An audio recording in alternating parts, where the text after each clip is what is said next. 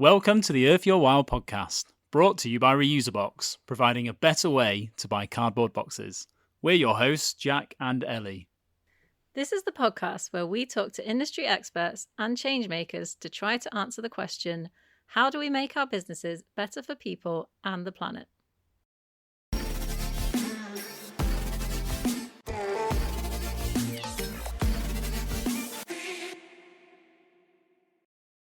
So today we're chatting to Joe Hill from One Planet Pizza.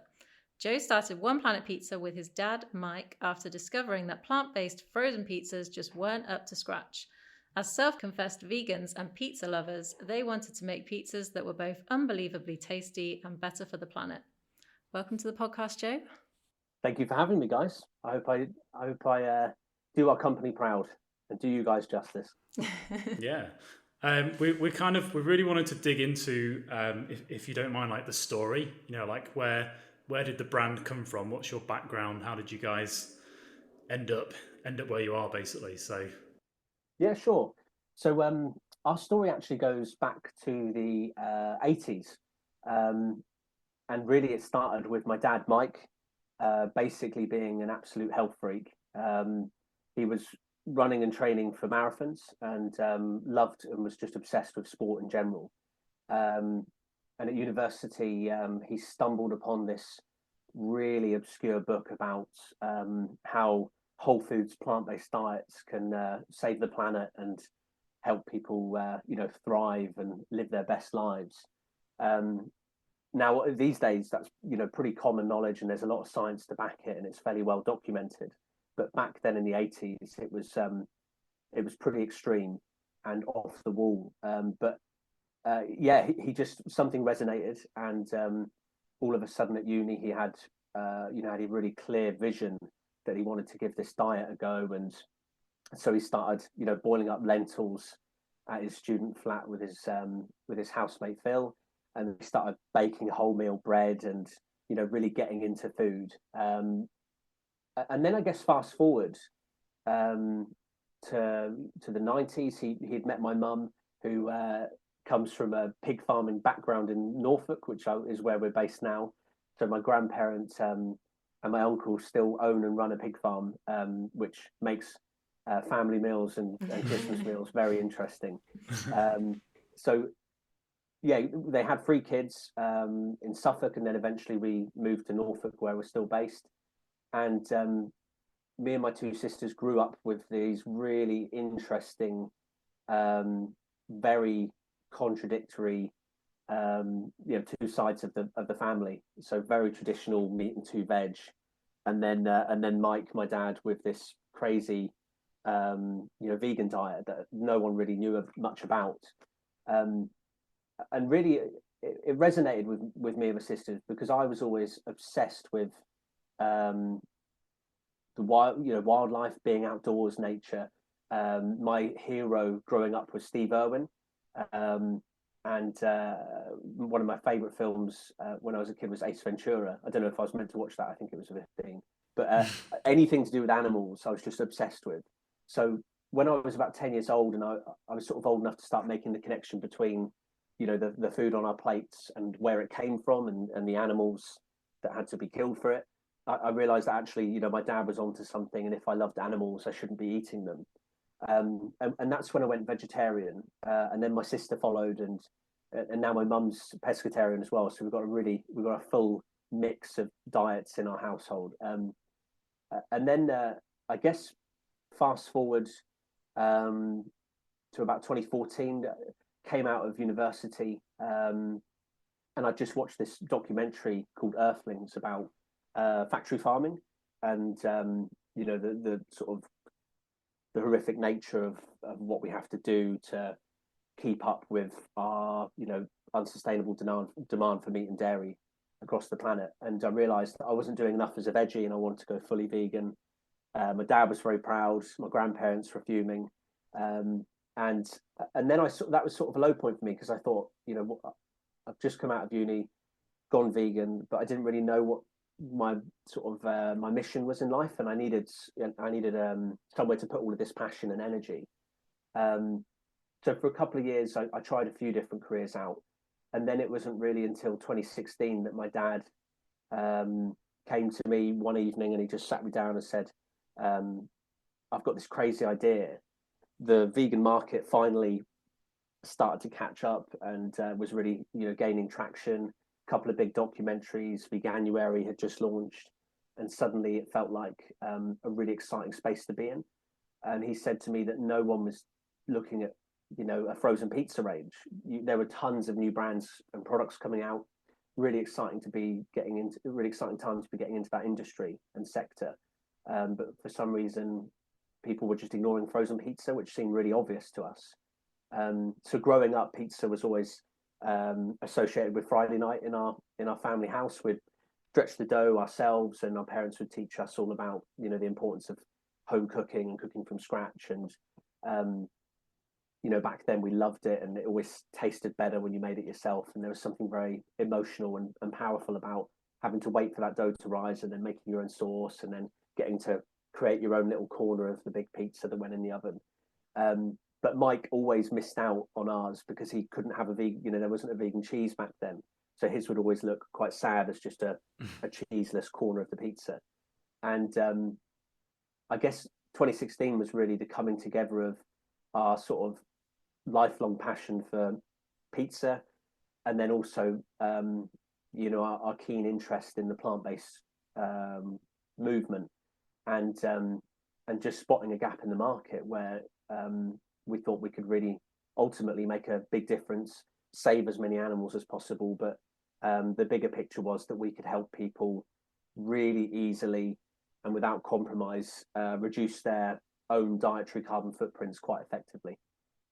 And so the problem you're solving really is helping people reduce their impact, their environmental impact through really nice pizza. Yeah, that's right. So I mean, generally speaking, there's a really clever chap at Oxford University called Joseph Port, and he's worth looking at. But he's one of the most sort of widely cited scientists and scientific research around the different carbon footprints of food groups and food types. And he basically found out that one of the easiest ways every human can significantly lower their carbon footprint is by cutting out some of those highest impact food groups, which are mostly meat and dairy. Now there are some exceptions, but they're the sort of heavy hitters, especially beef. If you want to make a big impact, you can obviously fly less, you can buy less, you can reuse, recycle more. But one of the easiest ways is just to eat a little bit less meat and dairy every week. And me and my dad realized that not everyone's going to suddenly cut all of these major foods out of their diets overnight, but if we can help them make those really easy swaps in supermarkets once or twice a week, then if we're doing that over the course of years with hopefully millions of shoppers, then that adds up and can make a significant impact. So what is the carbon footprint of an average pizza, and how does that compare with One Planet pizzas? Very good question. So yeah, we did this about 2 years ago now. We measured the sort of complete cycle of our frozen pizzas, right from sourcing the ingredients and where they come from through to our manufacturer in the Netherlands, and then including transport, frozen storage, getting them right onto shelf. So from farm to shelf is pretty much the full cycle up until someone grabs them and pays for them in the supermarket. And on average, our 4 pizzas are about 48% lower in terms of the overall carbon footprint of their counterpart flavors. So what that means is swapping a classic meat and dairy pepperoni with dairy cheese and typical traditional pepperoni with our plant-based pepperoni.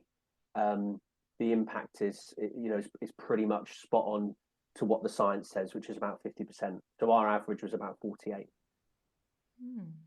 So it's pretty. We were really surprised. Yeah. It's pretty significant. And that's huge. Yeah, and what these guys at My Emissions, so completely science-based, an amazing company based in London, and they do these full carbon emission scores and tests for companies. and there's no bias. It's all data driven, and they take the whole process into account, and then they generate these eco-label scores for you. And one of the main misconceptions that they're trying to deal with is that a lot of people, and it's really easy to assume that your food, the biggest impact your food will have in terms of its footprint would be the transport. Flying something halfway across the world has to be a lot worse than buying something local, which it is. But actually, they found it's more about the actual ingredients of the product itself that has a bigger impact on that overall score. So even though we're frozen transporting across Europe, actually, if you swap, a couple of those ingredients away from animal products, that overall footprint shifts hugely, and that really surprised us when we looked at the science. Well, I always think you get people that say, oh, but they're those avocados are shipped in from wherever, but why don't you just buy local from your local farm shop? But they forget about what you have to feed the animals. Those animals, not many animals live out on the grass all year round, especially not cows. So they have to ship that feed from abroad, I think. And obviously there's that huge carbon footprint of that. And then the carbon footprint of the cow as well, or the animal. So it's easier if we just eat the plant-based food in the beginning rather than putting it through the animal. Cut out the middleman. Is what I've heard anyway. I'm no expert, but I mean, I've got some stats here. But 80% of the food we grow is used to feed livestock. Yeah, wow. So it's incredible. It just shows it's incredibly inefficient way of getting our calories, because like you said, it's like putting in a middleman, which is the animal. So we grow the crops, we feed the animal, and then a very small percentage of that ends up being calories that we consume. But actually, if you ate the grains or legumes, the soya is a really classic example. Most soya grown around the world is used to feed animals that we then eat. Whereas a lot of arguments people have is, soya is destroying the Amazon rainforest, which is true, but most of it's going to feed livestock. So there are these misconceptions around, how those animals are fed and where the food comes from. What was that stat I read? I'm sure I read a stat on your website where it was like if you switch to a plant-based diet, you reduce your environmental impact by X or something. Is that a stat on your website, or did I imagine that? I think it's that 50, it's that 50%. Right. So Okay. if you adopt a plant-based diet, then it pretty much halves your dietary carbon footprint. Yeah. I can share a link with you guys. It's incredible. It's really powerful. But our mission is more about really easy, small, regular changes that we're trying to help the majority of consumers make, because we know it's a big step for them. Yeah, it is overwhelming, isn't it? Like I guess the other side of the kind of coin is kind of looking at the health side of it. I mean, I guess pizza is more of a treat anyway, so we're not looking at healthy foods here. But I was a veggie for like a couple of years, and then I got pregnant last year, and I thought maybe I should have a bit of meat again, because I didn't know whether it was healthy to do that. You look at the NHS website and it says, eat a balanced diet, eat meat. I actually watched Seaspiracy a few years back. I don't know if you've seen that one. Pretty heavy documentary, isn't it? Yeah. So after watching that, I stopped eating fish. And it says on the NHS website, if you're pregnant, eat 2 portions of oily fish a week. So I thought maybe I should start eating fish again. But then it said, don't eat more than that, because fish contains mercury, which is obviously dangerous. And I thought, hang on, this doesn't sound right. So it's so confusing, isn't it? And you get a lot of people that think, can you get the right proteins and enough protein, and the right nutrients from a vegan diet? What are your opinions on that? Well, I mean, one of my favorite. I mean, first of all, you 100% can. My dad is probably a very good example. So he's been vegan since before I was born. So 40 years plus, and he's at the pinnacle of his health. He doesn't look his age, and he actually trained and ran for an Ironman last year when he turned 60. He completed an Ironman, which I couldn't do. So it's like an incredible endurance feat, and he did that, partly to prove that you can thrive and get all the protein and complete diet you need. You've just got to be very well researched. You've got to know your food groups, where you get your protein from, do your research, and you've got to learn to enjoy cooking ultimately. You can't really cut corners, and the protein thing is it's an incredible almost misconception again, because I've never met anyone who's protein deficient. Yet it comes up in conversations all the time, and you think, well, actually. you know what I mean? It's really funny that everyone's. But again, when there's money to be made, there's an industry there, and those industries feed off our fear for a lack of protein, and then they sell you it. And, I've even seen you can get water now that's got protein in it, and it's just we're obsessed with lack of protein. But I've never met anyone who's deficient. But yeah, you've got to have a balanced diet. We're big fans of eating a variety of whole food plant-based. There are obviously some treats in there, but you've got to just eat a lot of nuts, seeds, beans, lentils. This is where we get our proteins from. Would you say that so for any listeners out there that aren't sure, you might be a bit biased, which is fine. Is a One Planet pizza as tasty as the meat dairy option? Yeah, we do. This is really important for us because a lot of our customers aren't vegans or vegetarians; they're meat eaters. So they would obviously they wouldn't buy the pizzas if they didn't think they tasted good enough. So we do a lot of sampling out in the streets, cook up some pizzas, and get out there and ultimately just give them away to people who haven't tried them before. So they're your most honest, harshest critics, because they don't know who you are, and if it's not good, they'll tell you straight away. So yeah, we're pretty confident that we deliver on taste and quality, and every time we go out there and give pizza away, it kind of backs that up. But ultimately, we wouldn't be functioning as a business and hitting our sales targets if they didn't deliver on taste, because no one would be coming back and buying them again. And what do your family think of the pizzas, the farming side of the family? Do they enjoy them? I don't think they eat them. They're not our most regular customers. Oh no! But yeah, they. I mean, my granddad's he's pretty old fashioned, but I think they respect me and my dad for what we've built together. Going out there and trying to build your own company is not easy. So I think we've got their respect in some regards, but we keep it very amicable and friendly, but we know we're very different people, and we still get on with them and have a laugh, and that's the thing, we're talking about quite serious stuff, so me and Mike you have to learn to sort of not take it too seriously at the same time, or you will get very worn down and burnt out about it all. And what's it like building a business with your dad? What's that dynamic like? It works surprisingly well. We did a personality test when we, in the first year or two of setting up the business, and I would always recommend that to anyone else listening. Whoever you're working with, but especially if you've got founders that you're in really, you're working together. Yeah, it's really interesting exercise. I've just written personality test down on my notepad. We're actually siblings. Yeah, we're siblings.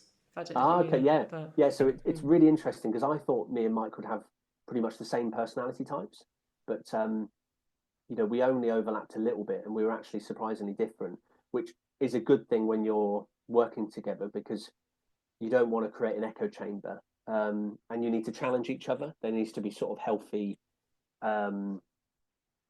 debate, and you need to have slightly different opinions on things and ways of working. So we did that early on, which was really useful. We don't spend too much time together in person, and he leaves me to the marketing and the sales side of the business, and I can be confident that he'll deal with the financial side and the investors. so it's very complementary, and we're very clear about what our roles are within the business, and they don't overlap too much. So we're never, both doing the exact same thing and treading on each other's toes. And you don't work with your sisters? Are they part of the business or? No, they're not. They've helped over the years. So my sister, chips in. For example, she took the photo of me and my dad that's still on the back of the packs. Oh, nice. They get involved where they can, and they support us on the side. My mum used to work in our kitchen when we used to make the pizzas ourselves here in Norfolk. So she was with us for the first 3 or 4 years actually before going into sort of semi-retirement. And did I read that the pizzas are made in like the Netherlands now or something? Is that right? That's right? Yeah. So Brexit, dare I say it, was a big challenge for us, as it would have been for a lot of small businesses in the UK, and we were exporting at the time. So suddenly we had to deal with this really enormous challenge, and it just made producing in the UK a lot less appealing, and it sort of restricted our growth outside the UK, which was really frustrating because we wanted to always be a proudly British-based brand. But if moving into mainland Europe helped us achieve our goal quicker of ultimately getting as many people to eat plant-based pizzas as possible, then that was the sort of right move for us. So I guess the short answer is, sadly, we blame the government, and we had to leave because there's a lot of countries that we want to export to, and we were already exporting to. What is your biggest market? Is that more in Europe or more UK based or? It's still the UK at the moment. So our biggest customers are Asda and Morrison's here, but we've also got a big supermarket in the Netherlands, and we actually also export to Iceland. We're in a supermarket in Iceland as well. As in Iceland the country, or Iceland the supermarket? As in the country, yeah, as in the country. Yeah, they import. I think 80% of the food in Iceland is imported, something crazy like that, and most of that comes from the UK, partly because of where we're based. So, yeah, they're surprisingly quite a big plant-based eaters over there, quite health conscious. So, that's quite a good market for us. But really, it's more about what's next. We don't want to limit ourselves, and sadly, the UK was very restrictive.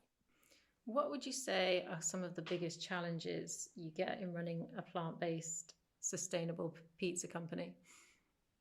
There are plenty of them.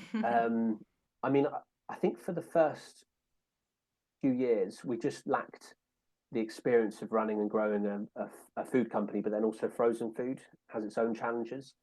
And I think one of the main mistakes me and Mike made was that what we valued and what we thought was really important wasn't necessarily what our customers cared about. And I think that was holding us back in the early days. An example is our sort of first version of our packaging, and our brand was very green and earthy, and there was a leaf in the logo and a planet, and it was a very sort of classic independent sort of local health shop brand.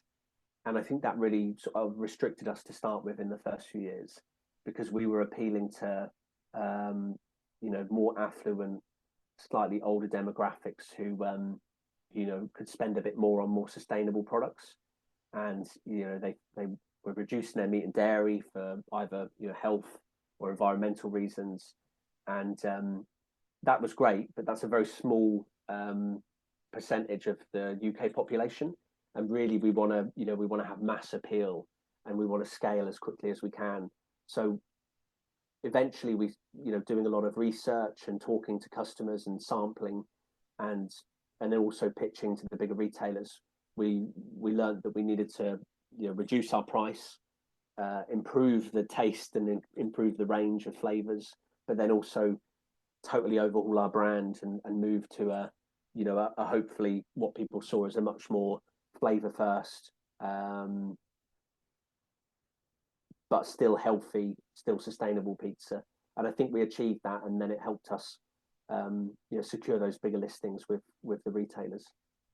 And if anybody else if there's anybody listening that's got like a food brand and they're trying to get listings in supermarkets and stuff, have you got any advice for them?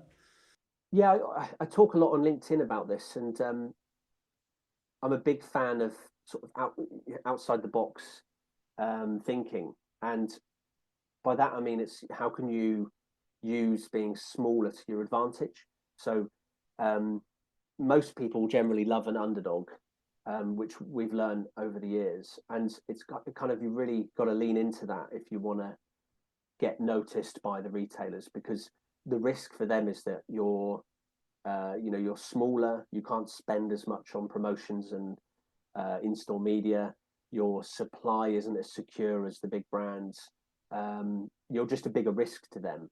So you need to get very creative and very creative about how you sort of sell your story, but also convince them that you're going to be able to deliver on what the big brands are doing, but you give them this extra value, which is X, Y, or Z.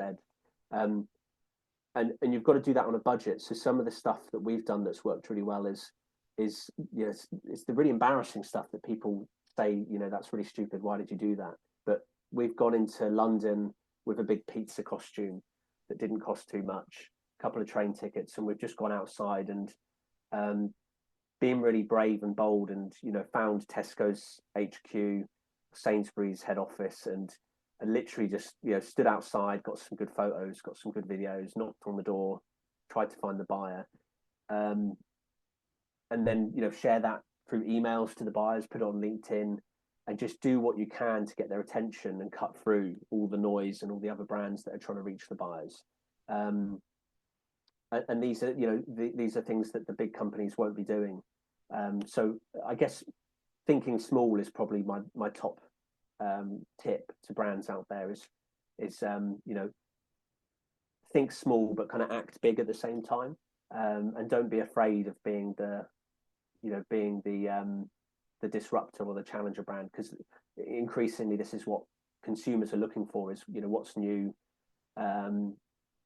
And usually, this seems to be the age of the challenger brand, where people love companies who are, they know who the founders are, they're front and center, they're trying to disrupt and challenge the big companies that have been there for decades. And just need to be very clear what your story is, where you've come from, and be as authentic as possible. That's increasingly valuable now to the retailers and the buyers. Well, your brand's definitely very personal. Like you definitely feel like you're buying the pizzas from you and Mike, and you definitely feel like you can trust the quality of the food, and the claims as well. As opposed to, like, I don't know, a Tesco owned pizza or something. You don't know who's made that. Where's it come from? Yeah, I like the name as well, because it. Yeah. What was that the first name that you came up with, or? Yeah, the naming of the company was really easy for us, and I know it's really difficult for some people, but yeah, we wanted to be really clear from the get-go that we're a pizza company. It sounds obvious, but the amount of small startups and challenger brands I see, and they have a complicated or a very clever name, and you have to. I never like it when you have to ask, what is it that you actually do, and I think. Consumers just don't spend a lot of time. It's seconds when they're walking down a supermarket aisle, especially a freezer. You get even less time to get in front of a consumer and either win them or lose them. So for us, the brand name had to be really strong, obvious what we're doing, and if we can get anything about being good for better for the planet, then that's a bonus. And there's a slight nod to Toy Story in there, so Planet Pizza. Some people get that. Right. It's quite nostalgic. That comes up quite a lot. Nice. We just we're talking about quite heavy stuff a lot of the time, being sustainable. Why it's important for people to try and change their diets. Why should people give up their meat and dairy pizzas that they've always liked? So if we're talking about these really heavy things and trying to get people to change their diets, we need to do it in quite a fun, inviting, informal way. So we thought the brand name was quite a good start to set the tone for the brand. Yeah, it's quite like kid friendly as well, isn't it? If you've got kids and you like need an easy dinner, I guess, and you can, it's something you can talk about with them. I don't know if you had that in mind. You probably didn't have that in mind. No, it's a really good point. I mean, I actually looked recently, and the amount of kids with lactose intolerances is increasing year on year. And I think the total number in the UK was something crazy like 7 million people in the UK now have a dairy allergy of some form or intolerance. So it's there are far more people who can't have dairy or lactose than there are vegans. So it's a big market for us and for other plant-based brands. And probably for the first few years we didn't really consider that enough. And now we're starting to learn more about it. And actually, a lot of our customers are people with kids that are intolerant to lactose, and they know that vegan or plant-based food is going to be okay for them accidentally without us marketing towards those people. So yeah, it's a massive part of who we are now, and we're actually looking at our branding at the moment and thinking, how can we start to appeal more to kids? Because a lot of the time kids fall in love with brands and then it's their parents who buy it for them. So they're the kids are the consumers, and the parents are the customers and shoppers. So how can we appeal to them both? So yeah, we do want to start doubling down on being a bit kid friendly and having some fun with that as a brand. So yeah, very good point.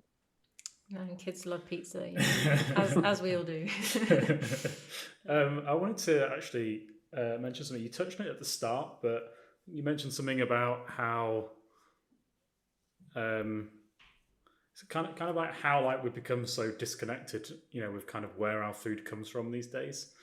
I just kind of wanted to know, like, what's your opinion on that, and how do we, how important is it to try and rebuild that connection with our food and where it comes from, in terms of trying to reduce its environmental impact?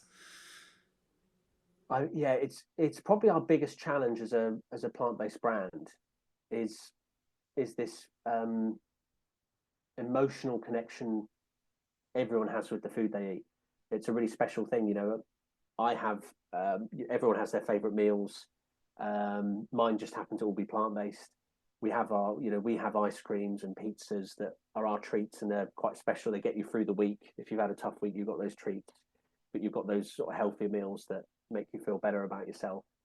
And everyone has their own personal idea of what's important to them food and drink wise. So it's tough for us to come along as a brand, but also a sector, and say, actually, what you've learned and what you've been told may not be 100% correct. And people don't like being told that what they've been doing could be better or isn't 100% right. It's a really difficult thing, and we appreciate that. And we're still sort of learning how to tackle that, which is why I sort of keep going back to being fun and appealing to kids, and not being too serious, because that's just not going to engage people and make them want to come back and find out more. And with meat and dairy, so we're in Norfolk at the moment, which is a rural part of the UK, and lots of pig farms and lots of chicken farms and here, and it's a big part of our culture, and it has been for decades, probably centuries. So trying to tap in and undo some of that is a big task, and it's a big ask for some people. And there are a lot of people we meet that we know we're never gonna, they're never going to take us seriously. They think it's a fad. They'll never believe that what they're doing could be improved, or that meat and dairy is a problem, because it's such a huge part of their, who they are. So what we try and do is actually say, well, yeah, we're not saying you should make any big changes or any radical shifts.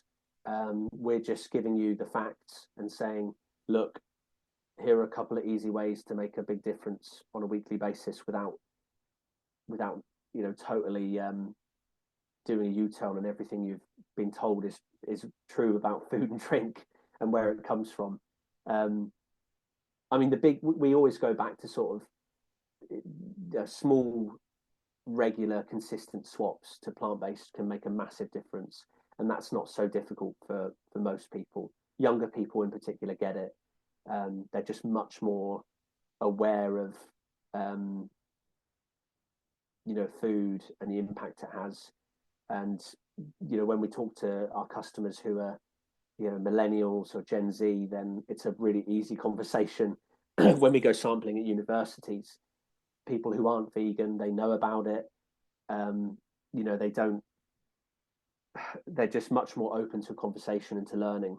They're not really set in their ways as much.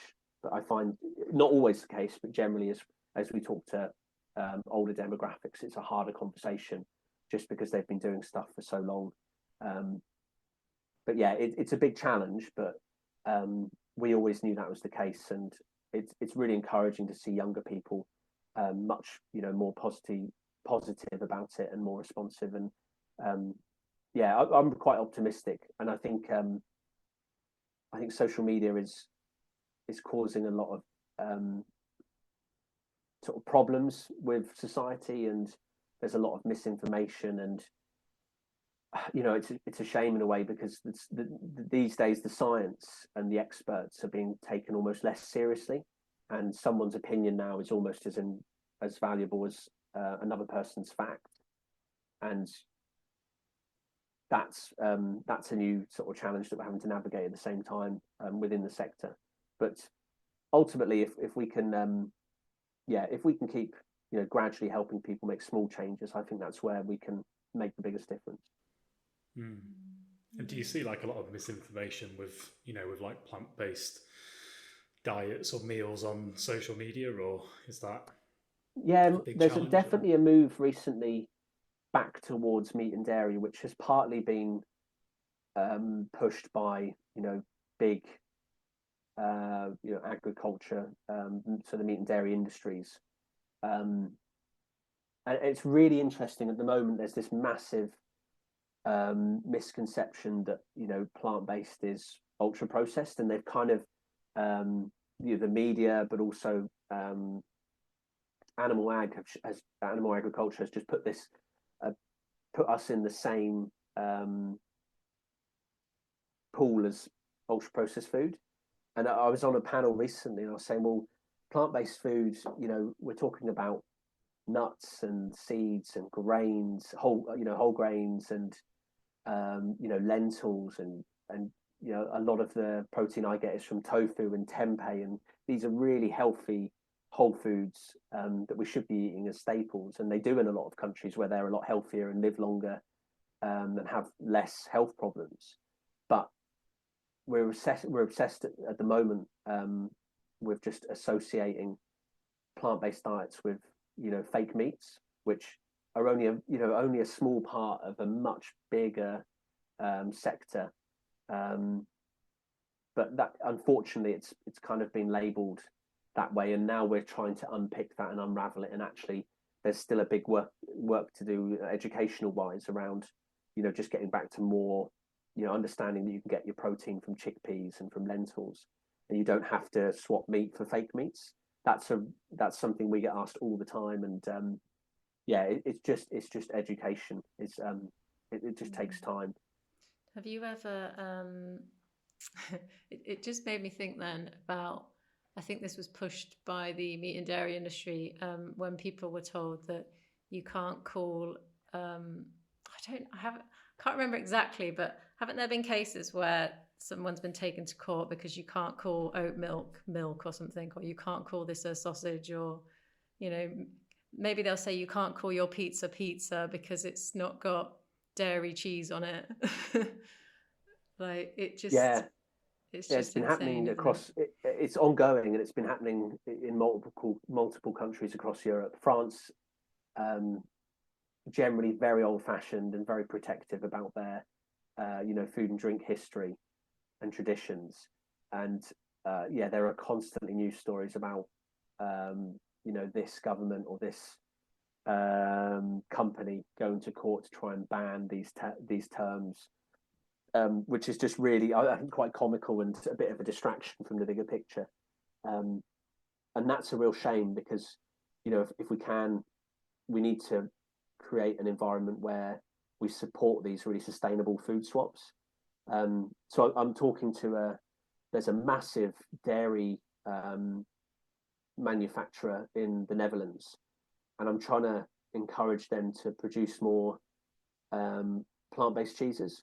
And they've done their own research, and they were amazed by the the amount it can help reduce the company's carbon footprint and help them hit their targets in terms of emission reductions. And they've started offering hybrids of dairy cheese because they'll have a lot of customers who will never not order dairy cheese, but they're offering now these hybrids where they mix it with 50-50 with a plant-based cheese, and the carbon footprint is like hugely reduced, and they don't think anyone would notice the difference in terms of taste and quality, but it helps them as a company reduce, but also less emissions for the customer, so it's win-win. So that's what I really hope to see more of. Even if there are hybrids, I think that's still a big step in the right direction. But yeah, we just can't carry on consuming this many animal products at this rate. So yeah, we make differences wherever we can.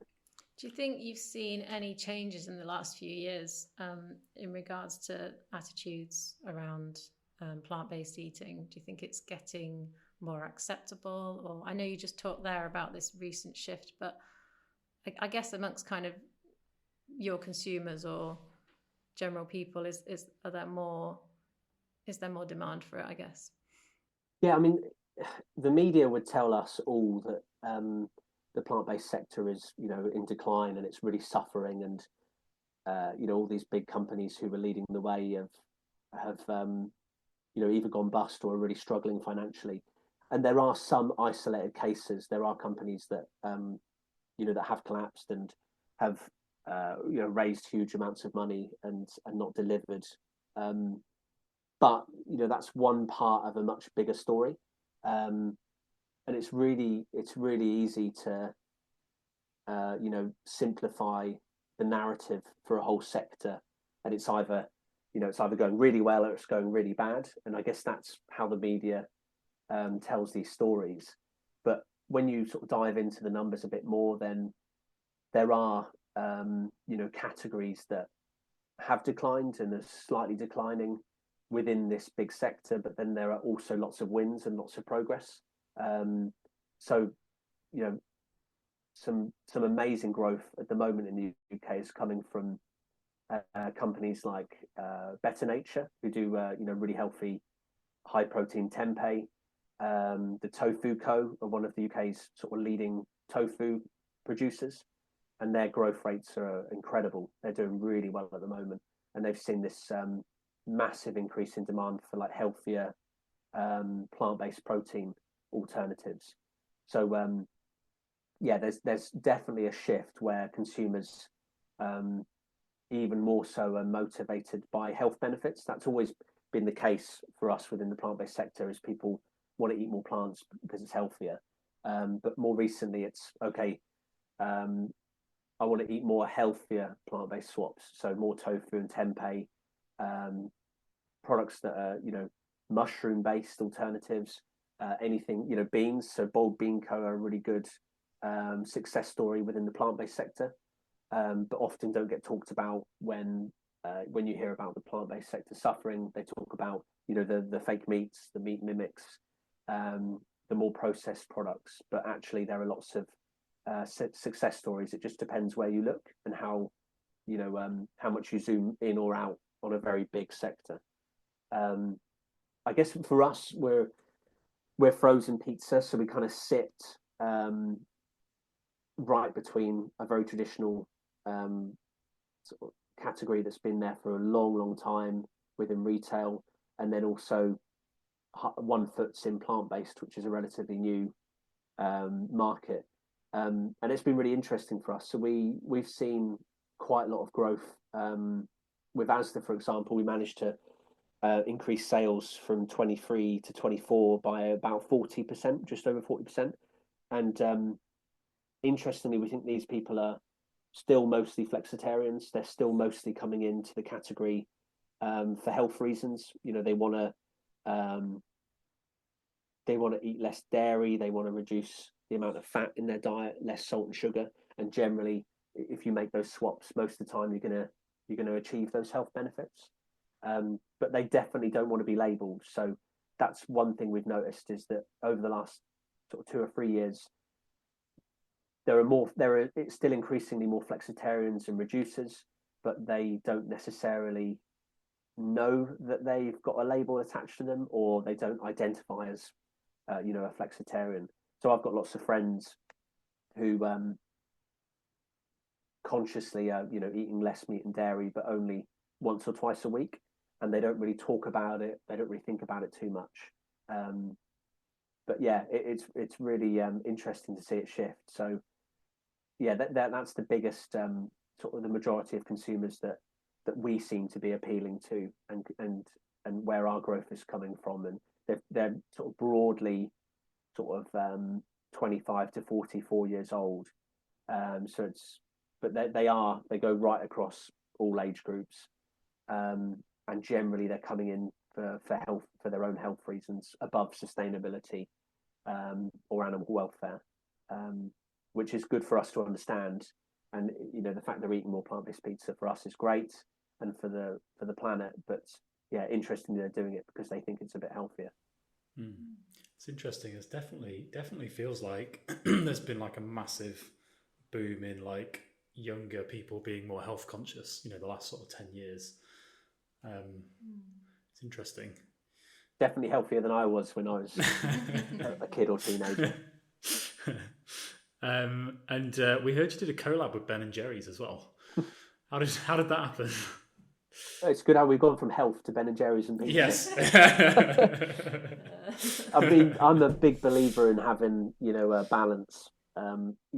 Generally we eat really healthy at home 5-6 days a week, but then when it gets to the weekend, pizza and ice cream just makes life a little bit easier, doesn't it? We worked with them last January and did a big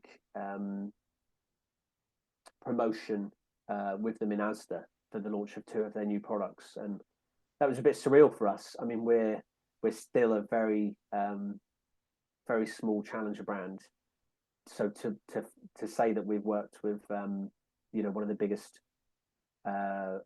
brands in the world, Ben and Jerry's, iconic company, everyone knows pretty much who they are, and yeah, to be able to say we've done that is incredible. So that was definitely one for the bucket list for us, and hopefully there are more to come as well. And if you could collaborate with any brand or person to create a pizza, who would it be? Yeah, I loved this question. So I did have a fairly sensible answer to go for, someone who's got the biggest appeal within our target audience, which would be someone like Billie Eilish, who's quite outspoken about having a plant-based diet, appeals to a huge amount of people, a lot of them younger.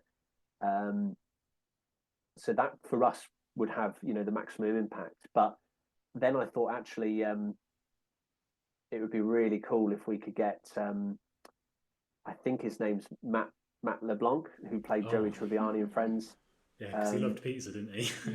He is such a whenever I think of pizza, and a lot of people just Friends, Joey Tribbiani, always talking about pizza. And he had the Joey special in an episode where it just meant it was 2 pepperoni pizzas instead of 1. And there's got to be something funny we can do there, but just make it plant-based. I thought that'd be brilliant. Nice.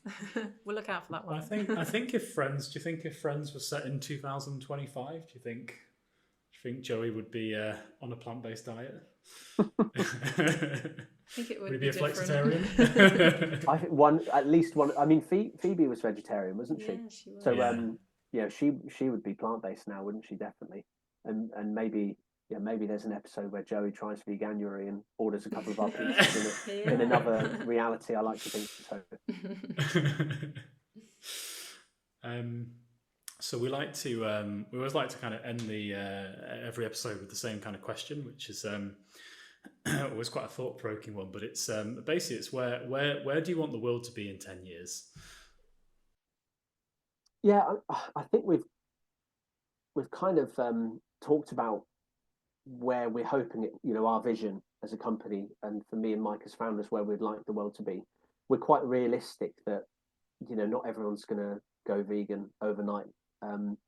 So for us, 10 years time, we would love it, obviously, if we're, Europe or the world's leading plant-based pizza brand. That would be pretty cool. And we'd feel very accomplished that we're making a big impact and helping to change the direction of frozen pizza for good. More generally, I think, with younger audiences becoming those next supermarket shoppers, generally, if we can reach a tipping point of somewhere between 35 and 45% of shoppers being flexitarian or just actively reducing meat and dairy intake, it's going to make it almost the norm. And we're not far from that. If we can just get it to that tipping point, then we'll see this sort of massive cultural shift where suddenly you go into a restaurant and it's easier to just order the plant-based option than it is the classic meat and dairy option, because everyone knows it's better for the planet, but as long as it delivers on taste and quality and price. So that's the kind of world I want to live in. I don't know if you guys have seen any of the Netflix series on blue zones around the world. Oh my god, I love that. Yeah. I love that documentary. Yeah, it's so good. Yeah, he's an incredible journalist, and he's just dedicated his life to discovering and exploring these blue zones, and understanding why these people are living healthier, happier lives, and living to over 100. And I think if we can just learn and take any of those lessons and apply them to the UK, for example, we would just all be so much better off. I'm not saying all of it, because some of it's just never going to happen, but if we can just change the way, and I think it's going to be up to the next anyone younger than me, those future generations who are going to become our workforce, going to become our main customers in the supermarkets. If we can get them to just start thinking more about getting back to eating more whole foods and less junk food, I'd love it if McDonald's just wasn't everyone's go-to on the way home. If it was easier and cheaper but still tasty for people to eat healthier food on a regular basis and put exercise first, and drive less, travel less, and just start to shift that needle a little bit towards what they're doing in these blue zones and just getting back to the basics, then I think that's just going to be a much better place to live, isn't it? Just getting outside more, all the basics that we know and all these documentaries keep telling us are the things that make a big impact. That's what I'd love to see. So it's great that these shows exist and people are documenting it and learning from it. But I think now that it's up to us to start applying it. And also, obviously, where a good example would be if you go into a supermarket, instead of 100 frozen pizzas all being really high in salt and packed with fat and sugar, and they're all pretty unhealthy, but they're cheaper. I'd love to flip it where actually there's a system in place or a government where they support the healthier brands, the more sustainable options, and make it just really easier for people to make those swaps. So just removing those barriers, that's what I'd love to see. Well, I remember reading or listening to a crazy stat, and I can't remember what the stat is, ironically, but stop rolling your eyes. But you could Google it probably. But it was on about trying to basically increase. Obviously, it was about America, but it was about if we can try and increase people's health span, make people just it was something like if everybody just had an extra year of their life where they're a bit healthier, like it would save the US economy some crazy amount, like hundreds and hundreds of billions of dollars, because obviously like the health impacts of us all being so unhealthy. So it's mad that the government isn't doing more to support healthy brands when you think about it, because end of the day they're footing the bill. Yeah.